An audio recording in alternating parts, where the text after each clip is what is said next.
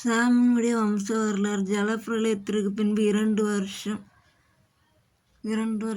இருக்காங்க, பிள்ளை பெறுறாங்க, உயிரோட ரொம்ப வருஷம் இருக்காங்க. ஆமீன். சாம் அர்பக்சாத்தை பெற்ற பின்பு 500 வருஷம் உயிரோடு இருந்து குமாரரையும் குமாரத்திகளையும் பெற்றான்.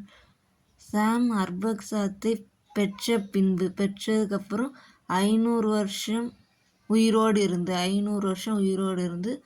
குமாரரையும் குமாரத்திகளையும் பெற்றான். அர்பக்சாத் 35 வயதான போது சாலாவை பெற்றான். அர்பக்சாத் 35 வயசு சாலாவை பெற்றான். சாலாவை பெற்ற பின்பு அர்பக்சாத் 403 வருஷம் உயிரோடு இருந்து குமாரரையும் குமாரத்திகளையும் பெற்றான். சாலாவை பெற்ற பின்பு அர்பக்சாத் 403 வருஷம் உயிரோடு இருந்து குமாரரையும் குமாரத்திகளையும் பெற்றான்.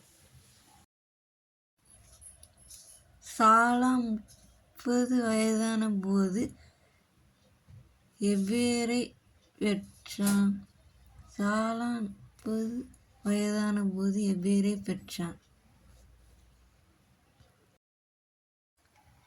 எபேரை பெற்ற பின்பு சாலா 403 வருஷம் உயிரோடு இருந்து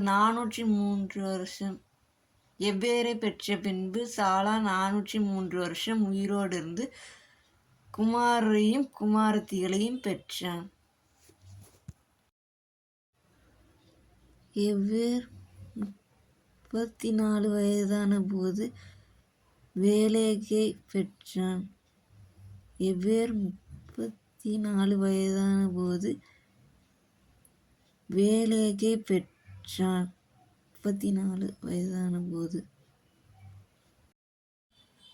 வேலேகை பெற்ற பின் எபேர் 430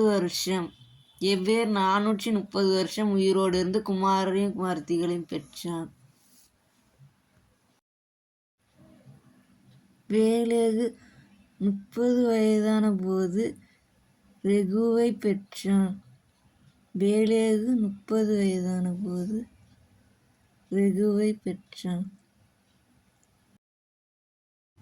ரெகுவை பெற்ற பின்பு ரெகுவை பெற்றதுக்கப்புறம் வேலேகு 209 வருஷம் 209 வருஷம் உயிரோடு இருந்து குமாரரையும் குமாரத்திகளையும் பெற்றான்.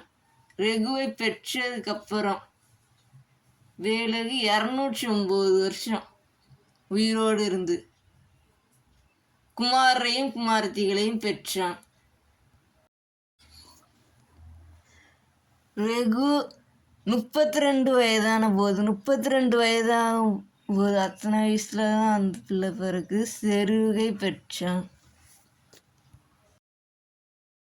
சோத்திரம். சாமியினுடைய வம்ச வரலாறு. ஜலப்பிரளயத்திற்கு பின்பு 2 வருஷம் இருந்து